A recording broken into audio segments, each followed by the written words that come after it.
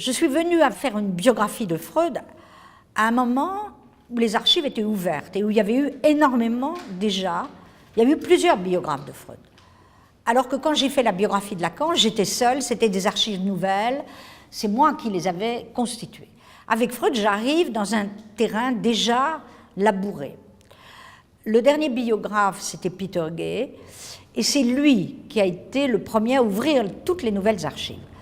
Moi, j'ai pas eu besoin de lire toute la correspondance de Freud parce qu'elle était déjà publiée.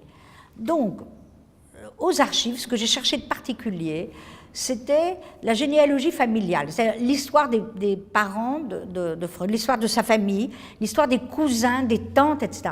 Parce que Kurt Eisler avait réuni pendant 40 ans, c'était un juif viennois émigré, et qui avait fait toutes ces archives qu'il a déposées à la bibliothèque de Washington, parce qu'il fallait sauver la mémoire du mouvement psychanalytique, de la destruction des nazis. Tous les premiers freudiens, la majorité des freudiens étaient juifs. Et donc, ils ont émigré aux États-Unis. Et il fallait sauver cette mémoire. Donc c'est extraordinaire, les archives Freud. Alors, en ce qui me concerne, j'ai été voir les détails, l'histoire des patients, tous les entretiens des disciples de Freud avec Kurt Eisler, qui sont là-bas. Il y a encore beaucoup de choses à exploiter, mais maintenant, tout va être en voie de publication. Ça va s'ouvrir progressivement. J'avais aussi les archives de Marie Bonaparte, qui avait été une des principales disciples de Freud.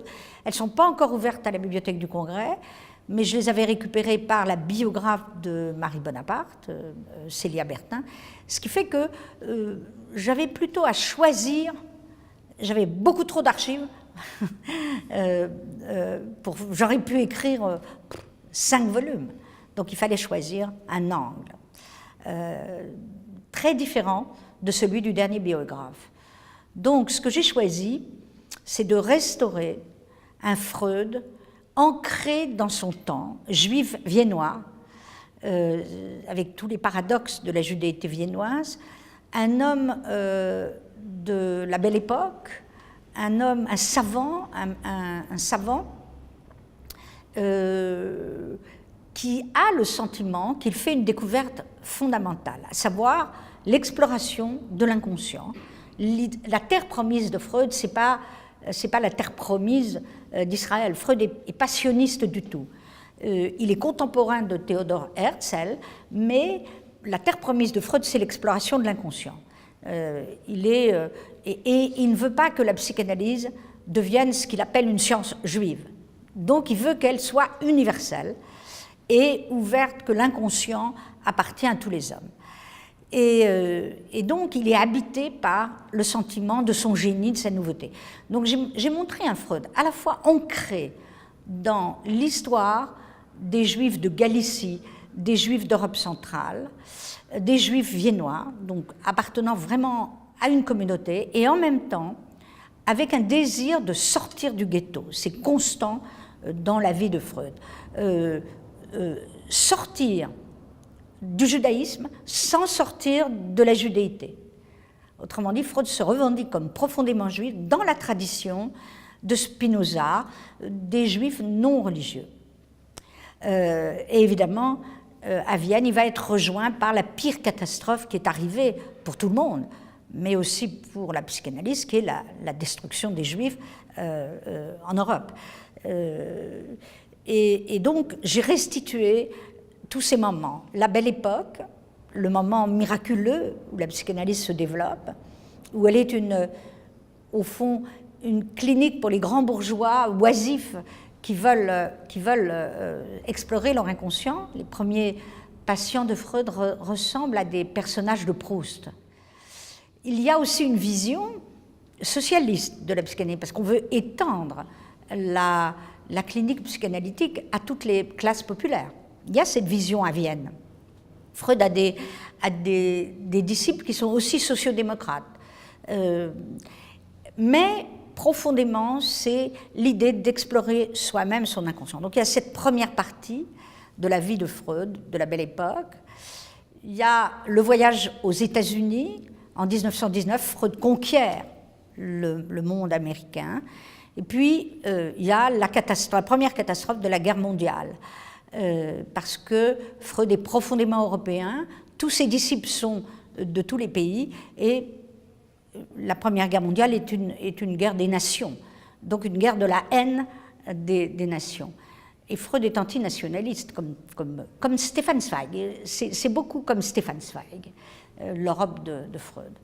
Alors, je l'ai resitué dans ce premier contexte, puis, pendant l'entre-deux-guerres, face à la montée du nazisme, où c'est pour lui une tragédie, il ne veut pas voir la montée du nazisme, il va finir évidemment par l'accepter, et il va émigrer à Londres en 1938 avec toute sa famille, et ses 4 sœurs vont être exterminées par les nazis.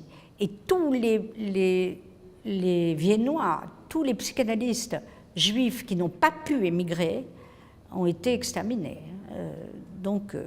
Mais quand même, la majorité sont devenus anglais ou américains, quelquefois brésiliens, argentins, mais surtout l'émigration a lieu aux États-Unis.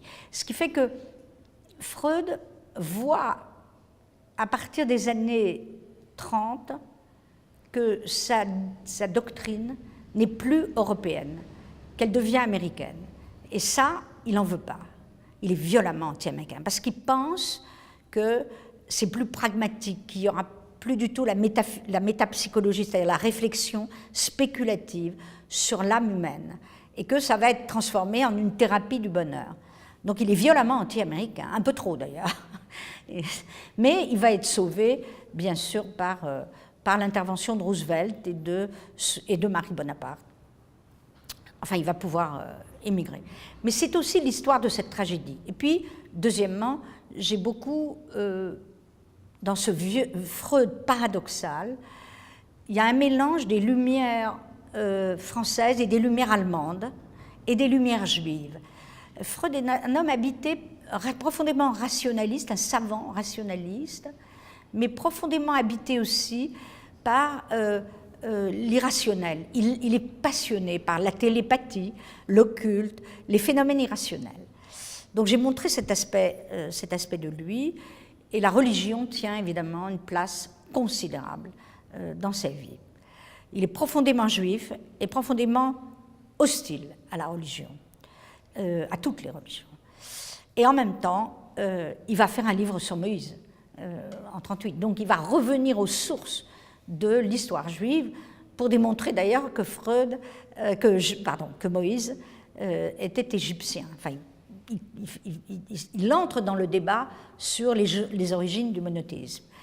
Donc voilà, et il meurt à Londres d'un cancer de la mâchoire, vous savez, et le musée Freud, la maison de Freud à Londres est devenue un musée.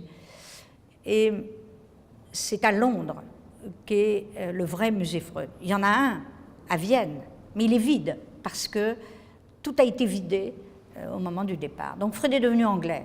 Il est devenu anglais à la fin de sa vie.